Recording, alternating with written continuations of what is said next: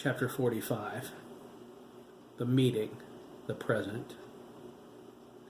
Jeremy and Esmeralda's eyes dimmed simultaneously. A collective sigh passed through the room as everyone adjusted to the muffled link. Linda rubbed her eyes like she was waking from a dream. Jose stretched out his long legs and yawned. Derek looked at Jeremy, confused. Mike glanced nervously at his father's ghost. Wade was in a chair across from him now. He nodded lovingly and winked. Mike felt a chill run down his spine. Teddy tapped on his braces with his index finger in deep thought. Graham shook his head, clearing the cobwebs. Lisa leaned into her father for support. Lyle hugged her tenderly. Jeremy gazed around the room at his friends and neighbors. He felt their apprehension. He knew if it weren't for his calming presence in their minds, most of them would be wigging out. Esmeralda wasn't happy with the way he was manipulating their emotions. Jeremy couldn't understand the fuss. Would she rather have Linda pacing the floors, ranting and raving? Or Mike running out of the house screaming? It may be wrong to control their minds, and he wasn't going that far, but a calming suggestion to help them consider the information without going through hysterical drama first? Jeremy knew he was right.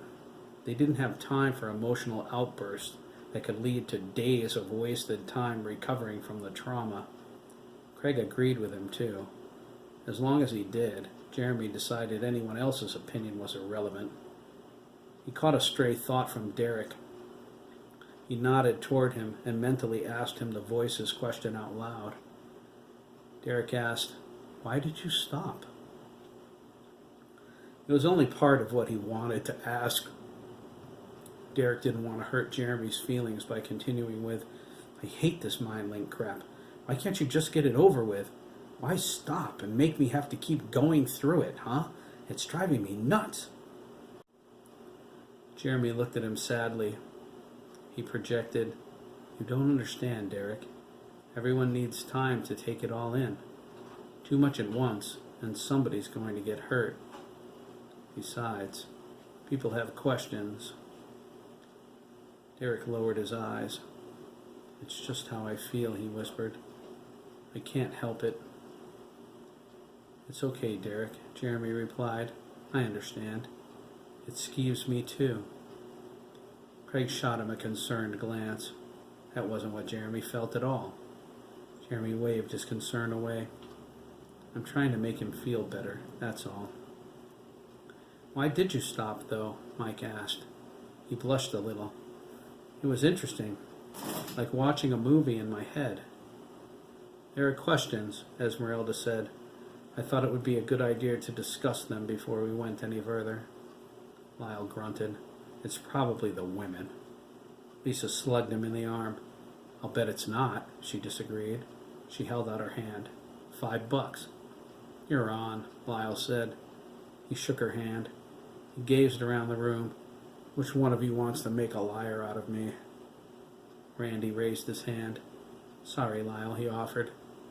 Lyle dug a 5 out of his pocket and handed it to his daughter. Lisa smiled and stuck it in her bra. Randy cleared his throat. "The kid with Gunter Bremen. Is that who I think it is?" Susan rolled her eyes and said, "That's lame, Randy. We all know who that little creep was." "Indeed," Herman snorted. He crossed his arms. "That was Hitler." Randy nodded. "I thought so. History wasn't my strong suit." "Mine either," Mike agreed. "I assumed the gypsies were relatives of yours?" he asked Esmeralda. "Maria was my mother. Madame Zora was my grandmother." "So, Bremen and Hitler were friends?" Virginia asked. "Childhood friends," Esmeralda corrected. "The Bremens left Austria shortly after what you just witnessed. Gunter did not have any contact with Hitler again for many years." "But he became a doctor, as his father intended?" Sandra asked. "Gunter became more than just a doctor," Esmeralda replied. "He became a brilliant scientist as well." "He was a psycho," Lyle said. Everyone murmured their agreement. This power came from your family, then? Linda asked. We bear the burden of that sin, yes, she replied regretfully. My grandmother's motives were pure, however. Not at first, Mickey corrected. He looked sympathetically at his grandmother. Madame Zora wanted the gift of youth the power brought, enough to risk her grandson's life. She sent him out to steal that day. She told him to get caught. Gypsies are master thieves.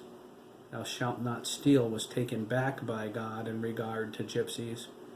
Grigor got caught because Madame Zora needed him beaten to create the essential part of the serum. The power manifests itself differently depending on the person. Telepathy is a common gift. Madame Zora had that and was allowed to see the future. That time it was much stronger than ever before. She saw what she thought was the end of the world. She tried to change that, Esmeralda agreed.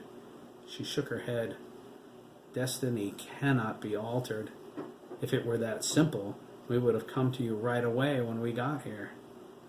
Why didn't you tell the police about Hiram? Chris asked. That would have ended it, right? They didn't know about that, lad, Wade said sadly. There be rules even in death. There are things we can't reveal. Can't? Mike asked. Or won't? Can't, Sandy assured him. He floated above the sofa. He lay on his back, staring at the ceiling. That must suck, Max said. He elaborated when everyone looked at him.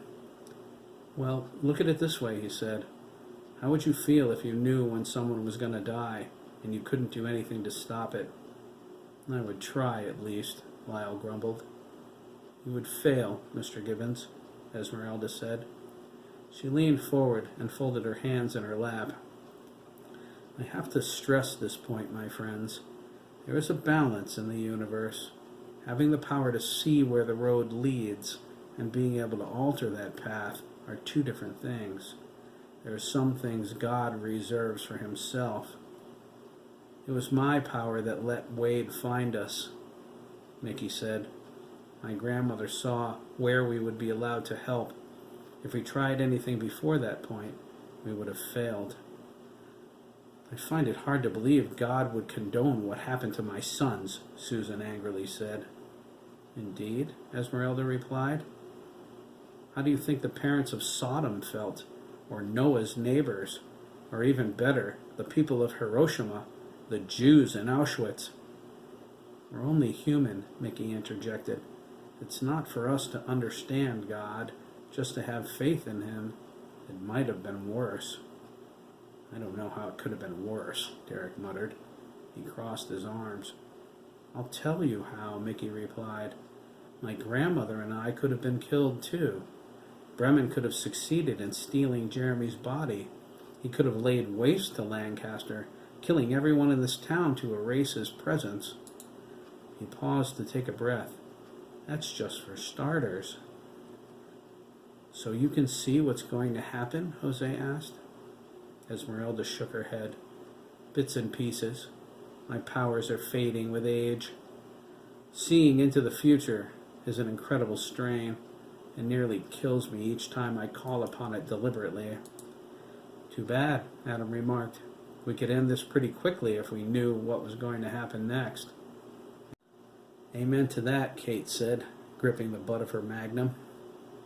Jeremy and Esmeralda's eyes began to shine. Everyone settled back as they felt mental fingers probing. We are going to turn to Tedford Collins now, Esmeralda said, nodding toward the old man. He has a memory relevant to the story. It will give you some insight into Timothy Adler.